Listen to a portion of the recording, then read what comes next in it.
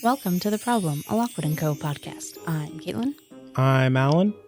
Today we are talking about the first part of part 3, Lost and Found. Right? Second part of part 3? I'm not sure. Second part. Yeah. First. So the middle part of part 3. Sorry, because we have more to do after this. I was like, anyways. Lost and Found. We're doing chapters 14 and 15 today and saving the big action-y chapters for next week. Yep. All right, let's just jump into it. Chapter 14, Lockwood & Co., with Lucy sitting in, interview Danny Skinner about a creeping shadow haunting his village. They do say the thing in this chapter. Right. It's great. Which is so fun because then they're like, who fucking cares? And then like sent the kid packing. And you're like, but that's the book. This kid. This whole chapter is so strange. But let's, first of all, the chapter art is the door ajar to the living room. We got all the various like tribal spiritualism stuff on the walls and the umbrella container. Oh yeah, with the rapiers in it. Mm-hmm. My one problem with this is that there's it's a hardwood hallway floor, and then the living room also looks hardwood, and I've just always pictured it carpeted, so that bothers me. I think I picture it carpeted too. So here we have the first paragraph is Lucy waking up in her old bedroom up in the attic. And I really love this. And it reminds me of, in the first book, I think we got a scene where Lucy woke up in that bedroom.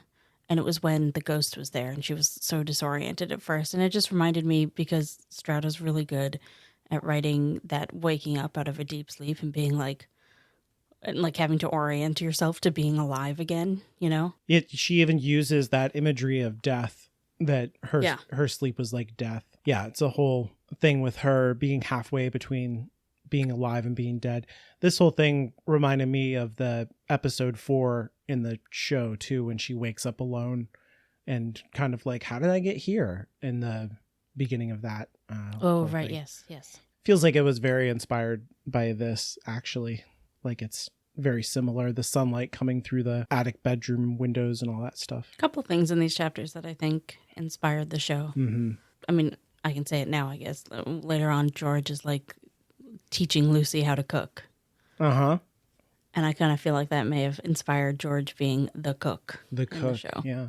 I like the whole feel of this chapter has kind of like a, if you're a young adult and you've struck out on your own and then you come back home for the holidays or something and sleep in your old room, but your family has like moved on from that being your room somehow and like using it for something else. Yeah, I like that. Like, it's still your room, but now there's a pile of boxes and you're like, what's in the boxes? I don't know. Mm-hmm. That energy is like all over this chapter. All the ways that they've moved on from her being there and her like mixed feelings about it. So then Lucy sort of creeps downstairs. Well, having said that she creeps downstairs, she like takes time to point out that creaky floorboard and how she knows exactly where it is, and then she steps on it. Right? So like she obviously wanted to alert them that she was there. Mm-hmm. Like that's what that says to me. Oh, she had previously decided that they were probably seeing the client that they had mentioned the night before in the living room and that she shouldn't go in. But then she makes a creak and Lockwood says, "Oh, Lucy, come on in. There's cake." Mm-hmm. Which is like the best way to get up in the morning, right? If somebody's saying there's cake. The tea's already made. You're set. Yeah, this is very inviting and nice. But she also, like I said, she feels like an outsider. So there's all these mixed feelings about it too. I like when she's coming down and she's thinking about all those things in the house and stuff. She has this line where she says, how close the past was in this house, how tightly it ringed poor Lockwood. I think that's true. Like, I think this happens too if you leave home and then come back. You know, like if it's a home that you grew up in as a child, you see things through a different lens and you're like, oh, I never really thought about, you know, the house was just this way. And now you have like this more adult perspective on it. And you'd be like, huh, that's weird that we do like blah, blah, blah, blah, blah. You know what I mean? Like you get more insight on your family because you like have a new perspective. Yeah. So Lucy walks in to the living room where they all are. Holly's there, who she hasn't seen yet. Mm-hmm. And George glances up and says, "Look, another of our clients. Got them coming out of our ears today." And that's funny and all, but like almost not shitty of him, but like It's angry. it does almost feel like he's putting Lucy in her place right away. Uh-huh. Yeah. It felt like George was kind of over his anger, but I guess not. I really think he's hurt for the whole book until like he gets a pretty big catharsis at the end. That's true. Yeah. But yeah, I like that. I like that he's holding on to it. No, I do too. I think it's right. Yeah.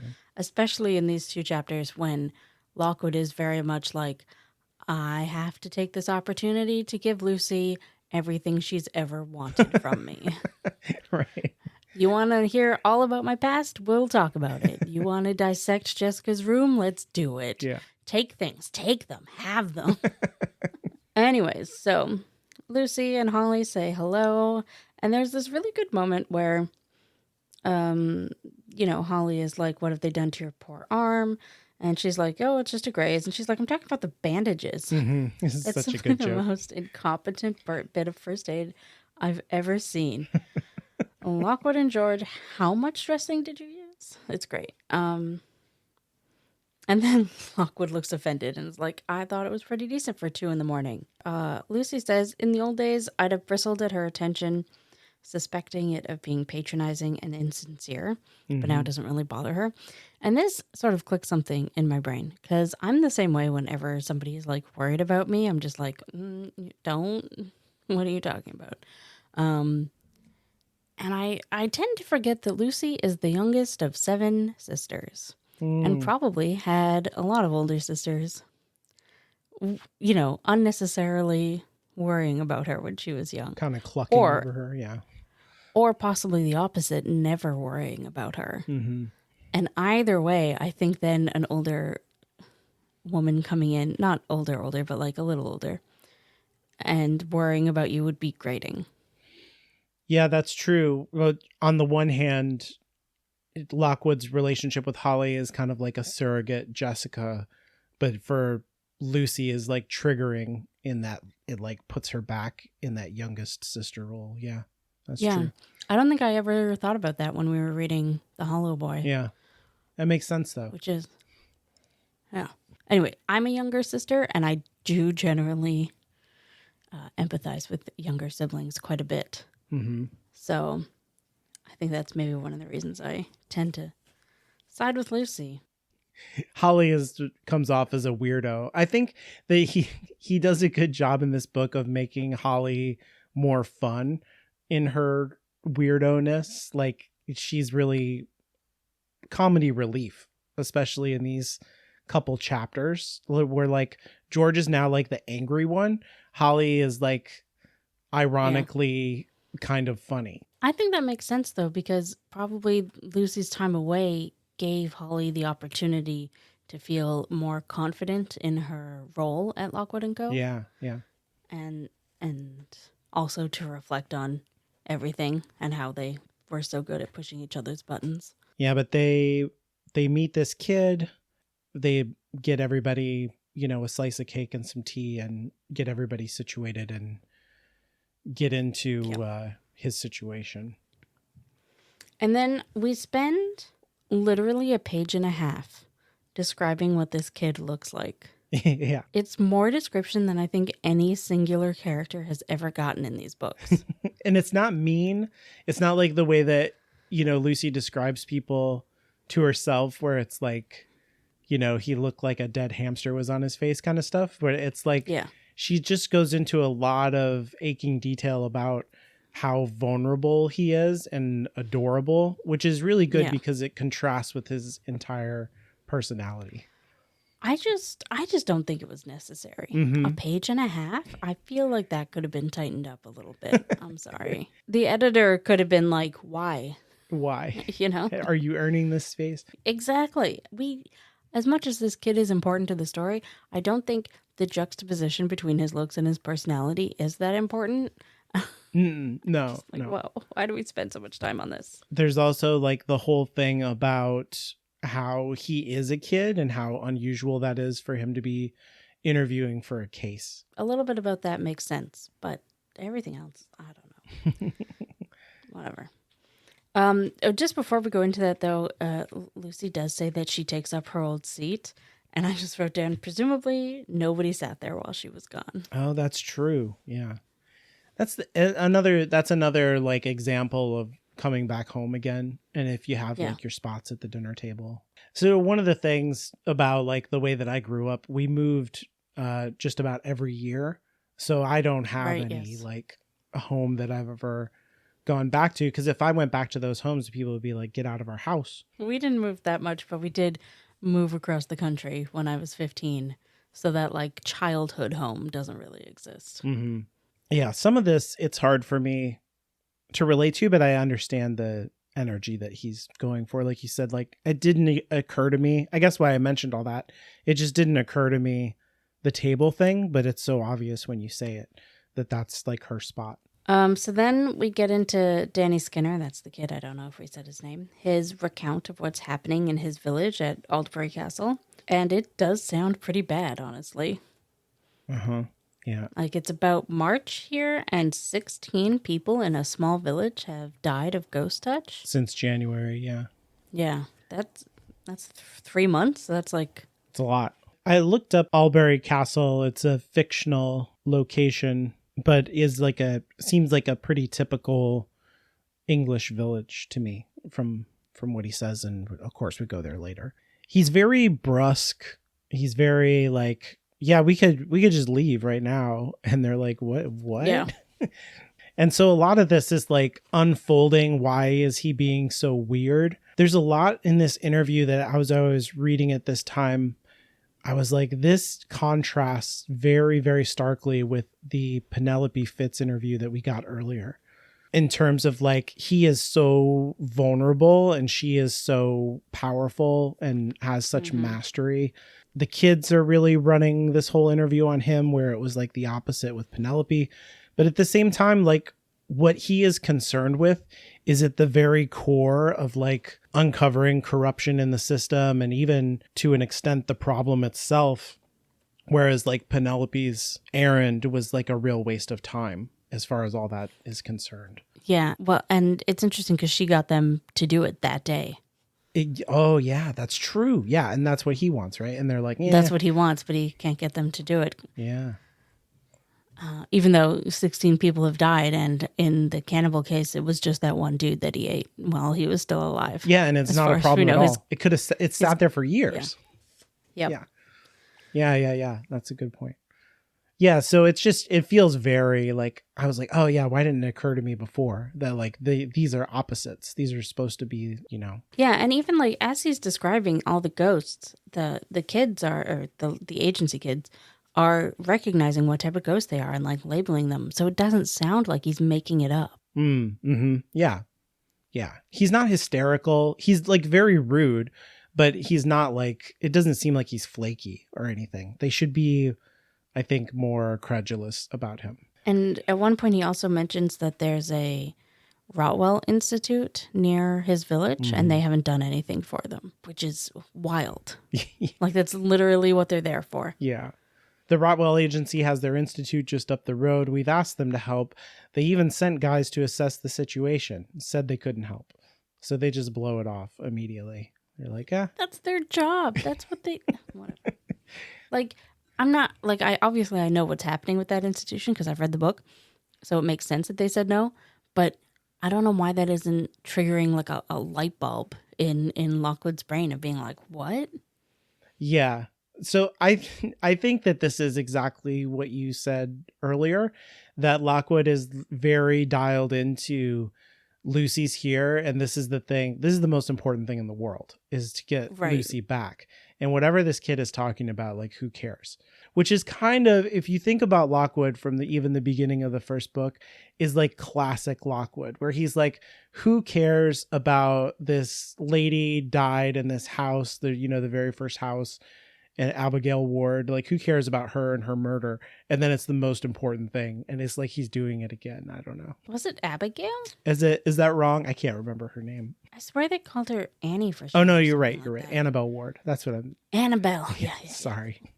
I'm terrible with names, which we've established on this show many times. Abigail, and I was thinking Annie, I was like, but it's not Annabeth because that's Percy Jackson. No, yeah.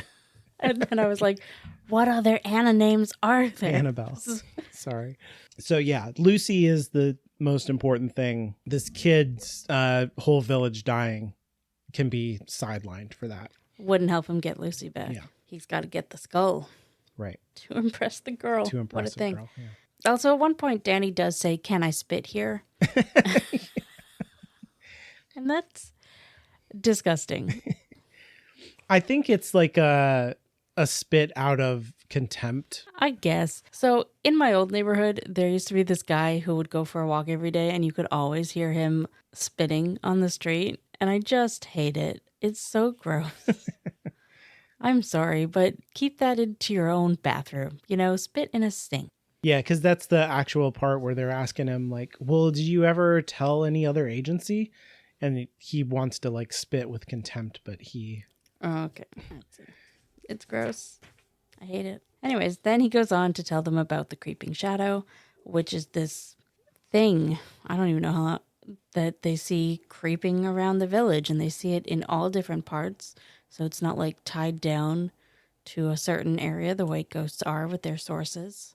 Mm-hmm. And it seems to be what is awakening all the other ghosts in the village and causing the sort of concentrated problem that they have. Yeah. And the other ghosts kind of follow it around. Yeah. Its behavior is mysterious. Its size is weird. It has weird ghost flames, according to him, coming off of it. Right. Cold flames. Yeah. When I think of the ghosts in the book, I think of them as like luminous. But according to him, this is like a shadow. Like it doesn't have a creeping luminous. Shadow. Right, yeah. You can only tell it because of whatever's coming off of it is highlighting its border. So like it doesn't have luminance to it. So that makes it really weird. I like how the two ghosts that we've had in this book sort of set us up for this, with like the sheer size of this thing is reminiscent of the cannibal. And like the weirdness of how it appears is kind of like set up with the Emma Marchment, mirror ghost that like you couldn't see her. So like, yeah, that's interesting. Yeah. So I think we can buy it as a ghost, like everything that's come before. We'd be like, oh yeah, it's a weird ghost. That happens sometimes. And they also say that like fog or mist is coming off the ghost, but it's not like a ghost fog. Mm-hmm. And then I think Lockwood or someone asks, when did the shadow first appear? And Danny Skinner says 3 months ago, Midwinter's Day. So interesting timing. Oh, right. Yeah. I didn't think about, yeah, you're right. So that fits right into the timeline that we've established. Yeah. And that's exactly coincident with when, the kid earlier who died on the bench was like, yeah, they started taking sources from me 3 months ago. So, yeah. And then just because it comes up later, the kid likens the ghost to a carving on a grave about like a reaper gathering souls type of thing. Mm-hmm. Which is creepy. But it's very creepy. He says this thing to me that like really gets me every time. I don't know. Like it's very vulnerable and nice and puts me... like as unpleasant as he can be, like it's endearing. He says, I only came to Lockwood & Co. because you're young like me. I thought you'd treat me right. Which is like the original point of Lockwood & Co. Yeah. Right? Was to not be like the adults. Mm-hmm. So it is kind of shitty how bad they treat this guy. But he's like, I don't know. He's really well set up to be like, how could they go with this kid? He's so unreasonable and unpleasant. That's fair. Like I know what's happening there, right? Yeah. So to me, this is like, what are you doing? You have to go. But I'm sure from their point of view, it does kind of sound like a bunch of lies, or at least exaggerations to get them there. Just good to have that little line in the center, it feels like, because it's like, oh, yeah. You're right. this is what they are. And that is what eventually brings them all back together properly. Mm-hmm. Anyways, so the kid leaves. We don't see it. I'm sure it was a nasty scene. Oh, yeah. We kind of skip over kicking him out. Yeah. Can you imagine, though? Like, you took the train all the way to London. I feel bad for to him. get somebody and nobody listens to you. Yeah. Poor. You just kind of hope that maybe they'll show up next week. Kick a little 10-year-old kid out. They're like, good luck with your life. It's like, damn. But George does make like the good point later that he was not trustworthy because he's not a cakey person. Right, of course. You can't trust someone who does not eat cake. Before he says that, though, George, when he says, and the clincher, note how he didn't eat his slice. Mm-hmm. And then I think it's Lucy who says, we can hardly diss someone on the grounds they turned down. Now, I have not heard the word diss used since I was in like grade 6. And the use of it here really took me out of the book, I'm not going to lie. But yeah, diss is it is old 90s vernacular for sure. It feels so out of place for Lucy to say there. Anyways. Oh, and we learned that Holly homemade the cake. So she's branched out from salads. Right. George is corrupting her. Yeah. Yeah. But also that is the balanced meal. Salads and cake. Right. Well, it says a Battenberg cake. And so I had no idea what that is. I had to look it up. Do you know what that is? No, not off the top of my head, I guess. Okay. So in the North American version, it says a checkerboard cake, which is like exactly what it looks like. Right. Yeah. Yeah. When you slice it open, it has like 4 different colors. And so anytime that I've seen a cake like this, it's like witchcraft. Like it's clearly like not possible to actually do that. So like some kind of magic was involved. Like sometimes people will cut open a cake or bread or something like that, and it has a picture inside. It's like the equal kind of not real baking prowess. That's not real bread, I'm sure. So I just don't believe that this exists is what I'm saying. Okay. But yeah, it's like a 4-colored checkerboard kind of thing. Or that would 2 not be colors, that difficult. Yeah. Impossible. Okay. So then at the end here, we just have Lockwood basically saying we'll worry about Danny Skinner another day if we get the time. For now, there are far more urgent things on our agenda, namely Lucy's problem. And as to that, and then he grins at Lucy, presumably in his Lockwoodish way. the way that he does. Yeah. I just had a brilliant idea. Yeah, and then we go to chapter 15 where Lockwood opens the crates in Jessica's room to find a relic worthy of the Winkman's black market. And the chapter art is the cloaks. Oh yeah, you're right. What did you think it was? I don't think I thought anything. No. It looks like a fur coat to me, honestly. I think that there's like a fan art drawing that I've seen. I don't know if it's Lavender Ghost Co's. Although she's done versions of it too that I think are really good. It's just like in my head is like that's what it looks like. Right. Oh yeah, no, this doesn't look like it at all, is what I'm saying. To me. It doesn't look like feathers. Yeah. Although, no, you know what? Now that I've lifted up my book and changed the angle, I can see the feather shapes. Mm-hmm. I think it looks better in color is one of the thing about fan art. Yeah, for sure. Then you can, because the feathers are described as having really brilliant colors and stuff. Yeah. So we start off in typical Lockwood fashion. He refuses to actually tell them what his plan is. That's not theatrical. And they don't immediately go to Jessica's room. He doesn't say, follow me, and we're going to go and open these boxes. Right. Does he? No. No. He goes out. Yeah. He goes to talk to Flo first, right? Yeah. And then Lucy's like, well, I guess I got nothing to do. And she goes out into the garden. And sort of reminisces about how they never were home much and able to relax. Yeah. I like this moment a lot. Again, it feels like that energy of coming back home and seeing everything differently. This scene is also, I think, a very soft and I would guess unintentional foreshadowing of another garden scene in the next book. Oh, interesting. I never thought about that. Yeah.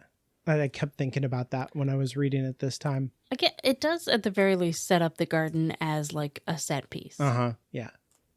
Which I don't think we've seen much of, if anything. I don't think previously. at all. No. Yeah. It, like, you know, it exists because Lockwood was in it when whatever happened to Jessica happened. Right, yes. But that's it.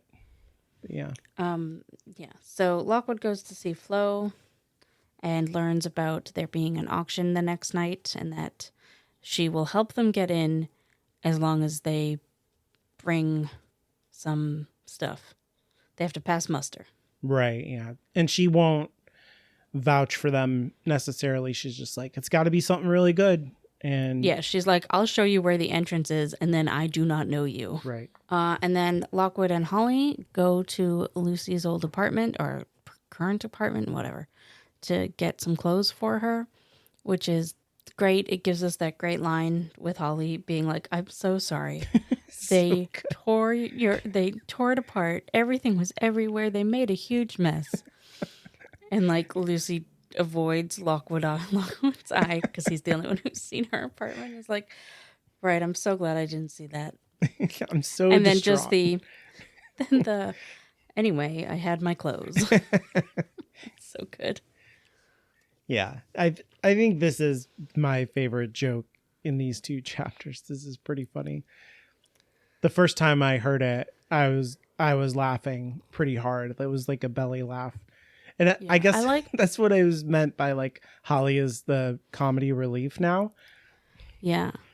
I like it because it's a smart joke because it never actually says what the joke is, right? Yeah. You just have to. And I like when children's books treat children like intelligent human beings. It's also a joke that's purely situated in the character of everyone. Like on its face, like you're saying, it's not funny. But if you know everybody's personality, it's hilarious. And just the careful avoidance of Lockwood's eyes. We don't know what his reaction is. Yeah. It's really good. I assume Lockwood's reaction is something like our reaction as the reader. It's like, this is pretty delicious to watch for him, I would have to think. I actually have always pictured it as him not even paying attention. Oh, he's oblivious. He's oblivious, or he's already moved on to his next get Lucy to stay plan. That's funny. That's probably right. Yeah. And so he's just standing there looking off into the middle distance. And I was like, what? Okay. Just so all three of them are on completely different pages. I do like to think that Holly is like lying in bed later being like, oh, I think it wasn't them. I think it was Lucy. Getting the joke 2 days later. Yeah. Anyways, then we have Lucy volunteering to make dinner, which is 100% exactly what I would do in that situation. It's like, I'll make myself useful. Pay for my presence. Yeah. Yes, exactly. We haven't seen her make any food, right? Like it was a point when she was living alone that she would not make food because she didn't, quote unquote, didn't have the energy. It was depressed, right? So this is also like a community and healing thing. Like her energy is good. I don't think it's purely like it is the thing that you're saying where she's like, I'll pay for my presence, but it's also like a return to community and part of a symbol of her healing. But the food is like not great where they're like, what are those black things?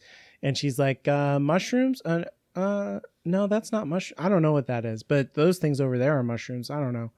Here you go. Eat up. So it's like, I don't know. I like that she's not a great cook. Yeah. But also like, what could they be if they're not mushrooms? I don't know. Anyways, so Holly brings a cake for dessert this day also. This is later the same day. She baked 2 cakes. Anyways. Crazy. Or maybe it's the next day because they had to visit Flo and go to Tooting. I'm unsure on the timeline here, honestly. And this is where Holly's like, how come she's suddenly baking now? She never touched cake before. And George is all, oh, she still likes salads, but I'm slowly corrupting her. It's good. She's fitting in. It's good for And Holly. George is supervising the making of the bolognese. Mm-hmm. And then later on, before she serves it up, and this is before we have the thing about the black stuff that isn't mushrooms, she says she heats the plates under hot water. And I just wrote down, that's bougie. I don't think I caught that. It's just interesting, though, because then afterwards, it's like there's Black Death, right? Like the plates were properly heated, but who knows what they're eating. It's true. So then they talk about Marissa Fitz and Tom Rotwell. Oh, because Lucy is asking about George's map that was on the wall that we mentioned that she saw the night before.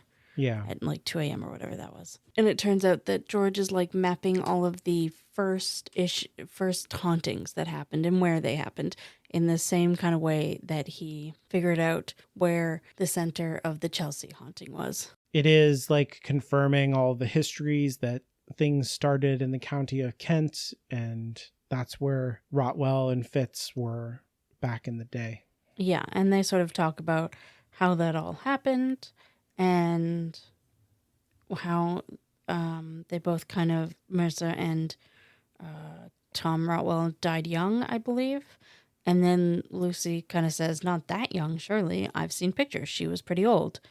And then I think it's George says, only in her 40s, prematurely aged. Yeah, I don't know. 40s is pretty ancient.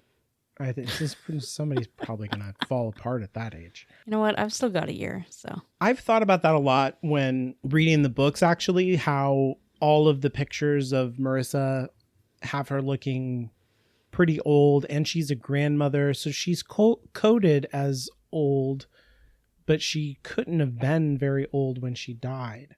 And so, like, why does she look so old? And, like, only in her 40s, so...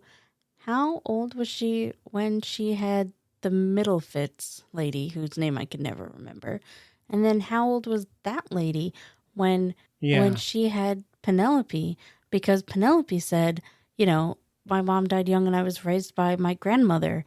But, like, your grandmother must have died when you were 6. Mm-hmm. Mm-hmm. Tops. She's like, so, hop to, girl, have a baby. Yeah. Like, what? She had to be a teenager for sure, yeah. So I don't understand what happened there. Also, and I think it's best not to think about it, honestly. Yeah, that's probably true. It doesn't work. Because I think Stroud messed up the ages there. I wonder who the father is of her daughter. I've never really thought about that before. Like, is it Tom Rotwell? Is it Golden Blade guy's dad, grandfather? No. I don't think so either. So, like, I don't think we know at all who it is. I don't think it matters. It doesn't matter. But, like, yeah, it's just, I just never have thought about it because he makes it not matter. So I genuinely think Stroud messed up here. Like, I think he wanted her to have died, to look prematurely aged and to have died young. But also, like, and forgot that he made her a grandmother. And literally 3 chapters ago said that Penelope Fitz was raised by her grandmother. Or maybe that's a red flag. Yeah. You know, maybe Penelope was lying about that. Yeah, I don't know. I think the show elegantly, like, takes a generation out and makes it that more makes so much more sense. Plausible, yeah. But anyways, I do think they're trying to say something here with the prematurely aged, which is foreshadowing for what's going to happen. Yeah, for sure. That's part of the world building. That was the only thing I meant to bring up here, but like as I was rereading it, I was like, this makes no sense. Yeah, it really doesn't. It doesn't make sense. I think the show made the right choice in that whole thing. 100%, 100%. Makes it so much less complicated. I do like that George's map also implies, I think, that like this kind of forensic analysis treats the entire problem like a macro cluster, of which, you know, like Chelsea was a micro version of it. Right, yes. And I think that that's correct and kind of foreshadows like the actual truth of what's happening. So like it's important that like he solved Chelsea that way, and then we're kind of projecting it onto the bigger problem to be like, maybe this is a way of solving it as like an idea for the reader. Right. Absolutely. So then after they're sort of finishing up eating, Lockwood is all, so you know that tomorrow is the Relic Man night market thing. And so we need a source each to get in if it's the 2 of them that's going, being the 2 of them being Lockwood and Lucy. And I think somewhere in here he says a quick plan about getting in, stealing the skull, and getting out. A classic Lockwood plan. He says, all without being spotted, cornered, and gutted with a fish knife. Nothing too hard. Yes. Long story short, they're going to go find some sources in all the boxes stored in Jessica's room. with this plan, I mean, the last time that they went to a Winkman thing, it didn't really go perfectly, but I think it went well enough and their plan was good enough that they are justified in their confidence. Yes, let's all remember that the plan in the books, they had a plan and it went off well. Yeah. It was just that the Silverblade guy, because in the books he has a Silverblade, obviously, interrupted them at the end, and so they had to jump. But because of the way that the show did, I was like, how would they even do this? Like, how could they justify it? How would they, or would they even do this? Would it be something totally different? And I have no idea how they would approach this. I believe that the characters would do it for Skull if they, I don't know. But maybe they would plan it better. It would be like, remember what a terrible thing it was last time? Like, we've got to do differently, Lockwood. Will this be like an opportunity to show Lockwood's growth? You know what I mean? No, I don't think they would address that at all. No? I think it could, because I think it could show how he's changed. How he's different because Lucy left. I guess. We'll never know. No. Don't say that. Anyways, they head up to Jessica's room, and Lucy has this moment where she's like, but what about Holly? And then George is like, oh yeah, Holly knows about Jessica. He told her. And Lucy's just like, oh, okay. This reminded me of what you said before about like a couple breaks up and then he goes out with the next girl and he does all the things right that he did wrong. It was like, obviously it was good that Lockwood was loosening up about his past, she says, sharing his secrets a little. But yeah, it's obvious from her tone. It's like very ironic. She says obviously like several times. Yeah. Like, obviously it was good that Holly knew. Obviously I was pleased. So like she's not happy about it, but she knows that she has no right to be unhappy. Yeah, it's exactly what she wanted. And probably when he told Lucy, Lockwood was thinking, this is exactly what Lucy wanted. Yes. Yeah. I think you're right about all of that. That he's like, look. Yeah. Yeah, 100%. Anyways, so Lockwood goes on talking about how this is all stuff that his parents brought back from their folkloric researches abroad when they were trying to search for an answer for the problem in other communities and cultures and things. He does call it all junk, which is such a England thing to say about important artifacts brought back from other cultures. Oh, I guess that's true. Past that. I didn't really think about that. I thought of it as like, it's too painful for him to think about them as like important things that were important to his parents. So it's easier to call them junk. Maybe, but still it sucks. Yeah, that's not great. But also I think it's accurate to what he would say, you know? Mm-hmm. Yeah, a lot of it doesn't do anything. Yeah. Yeah, so then he's like, all we have to do is choose something that would fascinate a black marketer. So, Lucy, why don't you pick a box? And then Lucy's very unsure, and he's like, yeah, just gathering dust. Let's put it to good use. Pick a box. And he's like, Lucy, I'm trying to do something for you here. Look how you don't even have to break into the room and go through my pictures. I'm letting you go through them. Go through everything, please. I think it's also... like, but some of this is like, it's so typical of Lockwood too, because now it's about work. And so like, it's easier for him to do. I think you're totally right in what you're saying, but like, he's not bringing her up here to be like, I really care about you. I think that it would help me to heal with my parents and everything if I went through these things and saw what was important to them. Like, it's not emotional work that he's doing. It's like, this is a case and this will help us. And like, that's a convenient way for Lockwood to literally unpack his emotional baggage. You know what I mean? Yeah, I don't think he's thinking of it as a case. I think he's thinking of it as it's Lucy. He's got to get her back. Yeah, that's right. Because this isn't important to him the way cases are, which is all about getting paid and the prestigiousness of the company. Mm-hmm. Like, nobody knows about They can't tell anyone about this and they're not getting paid. Yeah. This is about making Lucy happy. And so while it's not necessarily about the emotions of it, it is about, you know, you want Skull, I'll do anything to help you. Yeah, he's got a goal in mind, I guess is what I'm saying. And it's not about the thing itself. It is also a little bit reckless because everyone else is like, your sister died by doing exactly what we're going to be doing. Mm-hmm, mm-hmm. And Lockwood is just like, it's fine. The sun is still up. Yeah. It's all sealed. It's fine. Just don't drop anything. Yeah. He literally says that was the mistake Jessica made, or Mm-hmm. I can't find the actual passage here, but she was doing it after dark. We're not. So let's get going. Anyways, eventually Lucy does pick a box. They open it and they find a spirit cape. Yeah. And I love Lockwood says witch doctors or shamans used to wear them. And it's so typical for us that we are podcasting about an English book and shamans comes up. Like this happens all the time with us, apparently. Right. We can't escape them.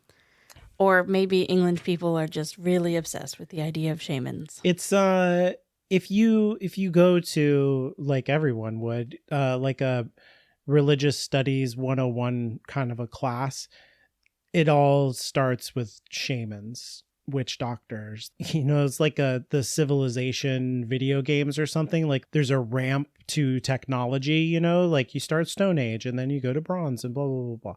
It's the same thing for like the way that the English kind of categorized religion, where like the most primitive religions are shamans and witch doctors, and then more sophisticated, and then blah, blah, blah, blah, blah. So like it's a way of saying that like these are the least sophisticated people, because they would never call themselves witch doctors or shaman, right? They would never do that. Right, yeah. But we get this bit about spirit houses and how they used to, whatever culture this was, it's literally never said. It's never said. I know.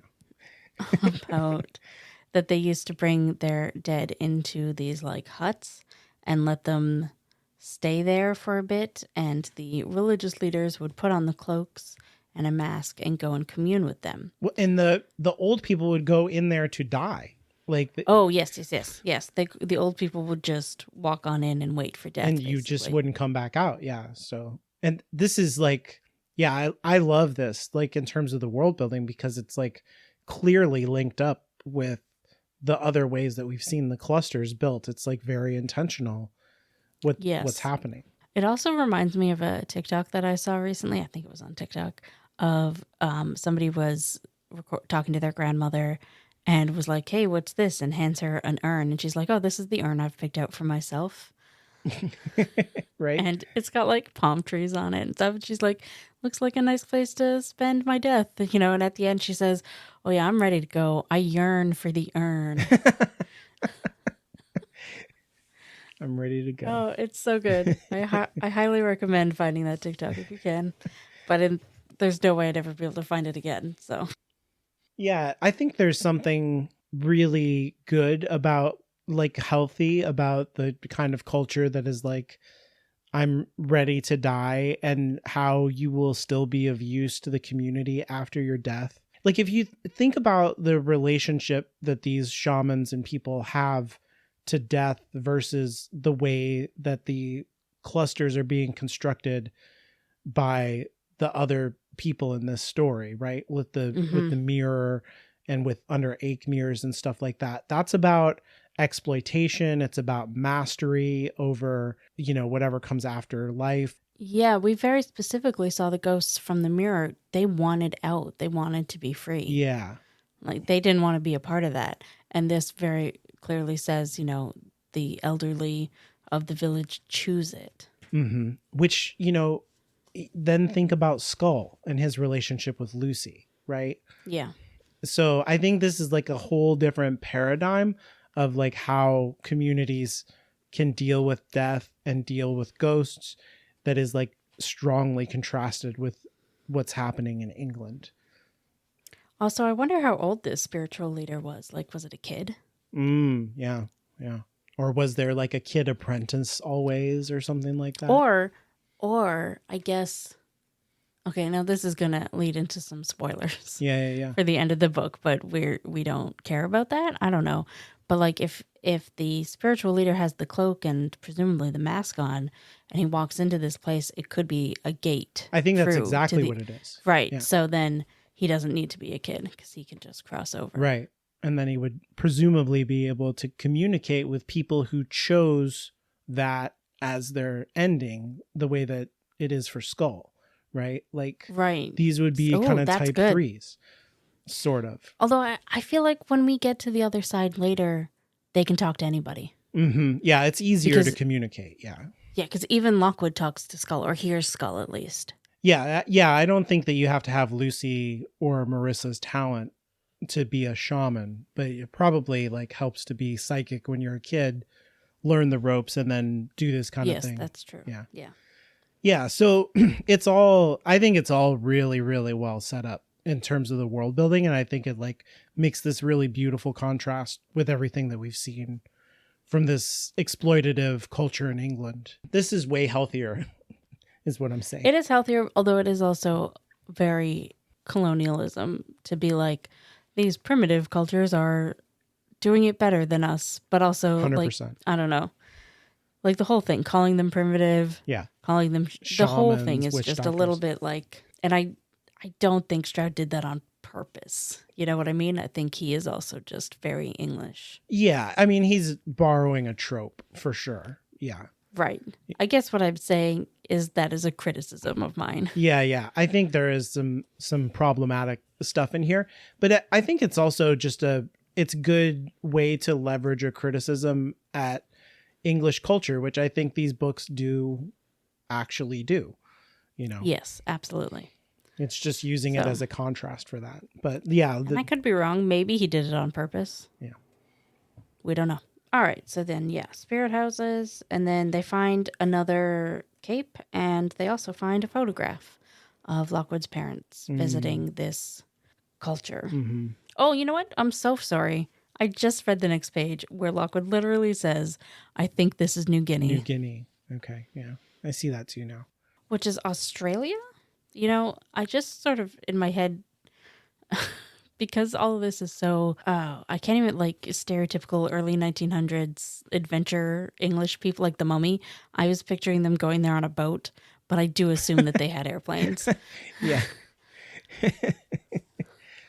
on a steam engine train. Yeah, exactly. I was like, God, taking a steamer boat to Australia, that'd be That's funny. That'd be a journey. Why wouldn't they just go to Africa? That's much closer to England. But it's like the 1970s or 80s, yeah. Yeah, no, there's airplanes. Oops. There's jets even. Yeah. But I still think they were likely in that, you know, the khakis and the white button downs and stuff. Oh yeah, it says they have like typical wide brimmed hats and all that stuff, yeah. He says about them, I feel like this is so sad. He says they were a pair of unworldly academics, silly fools, really. And then he puts the picture down, and it just, I feel like the sadness and like the attempt at strength in saying that, and I just feel really bad for Lockwood when he says that. Yeah, and it does. It's interesting because you were saying earlier that he's not going into this wanting to talk about his emotions or find any closure with his family, but he does kind of come across this photograph that forces him to confront a couple things. Yeah, like whoops.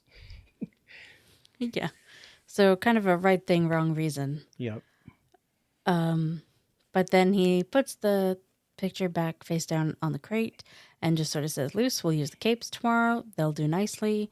And then George says, and the bit about you both being recognized and horribly killed.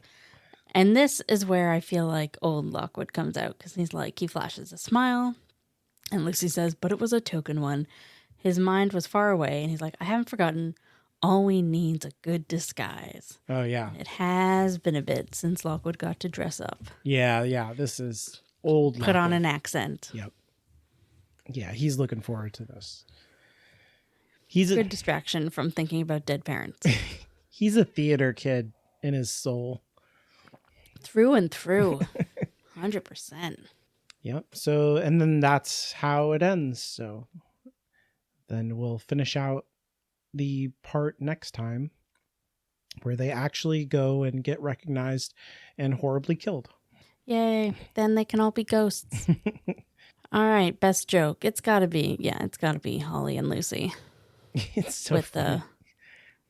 It's really good. Especially, it's just so good. The dryness of it. The audiobook reading is pretty good. The audiobook is great. Yeah. It's amazing. And most punk rock's got to be the kid, right? He is very punk rock. I was thinking that Yeah. too. Yeah. Danny, whatever, coming to London from his tiny village and being like, he probably read about Lockwood and Co. in a newspaper and was like, no adults. I'm going to go there. Mm-hmm. And then he's mad that they're not punks. He's like, Yeah. let's do this punk ass thing. And they're like, nah, sounds hard. And he's like, what the fuck? And they kick him out. It's not even that. It's, no, we got other stuff going on. Yeah, you're not important. It sounds weird. Yeah, but it has to be there for the structure of the story, for what's going to happen. We have to have this interview now. So it's perfectly placed. And it makes sense too. Like we talked about this, detective books. I always like when they have multiple cases. It seems like it's a murder mystery and then somebody shows up and they're like, I was robbed. And they're like, shit, I got to deal with this too. But then they, of course, come together and you couldn't solve one without the other. So I always love that. Yeah, is perfect. Anyways, if you want to, I usually try to lead in better, but I don't got anything. So if you want to follow us on Twitter, you can at Lockwood Podcast. There's a good old Lockwood & Co. community on Twitter. And if you're not there, you should be. It's like the only good thing on Twitter. It really is. Whenever I go back to my personal Twitter, I'm just like, what is happening? It's so sad. It has really fallen apart. Yeah. I'm sorry to everybody in the world about the election happening in America. I'm very sorry. It'd be nice whenever that's over. I don't think Twitter will go back to normal, but it might be a little better. I don't know. Well, I hope not the worst things for your country. I was going to say good things, but it's not even it's not on in the cards. Ballot. Yeah. Yeah. It's not going to happen. It's just not the worst things. Yeah. If you, yeah, it's the worst. If you want to reach out to us by email, you can send that to contact@hollowedgroundmedia.com, or you can come to the website and scroll down to the bottom and fill out the form. And remember that some cakes are just witchcraft.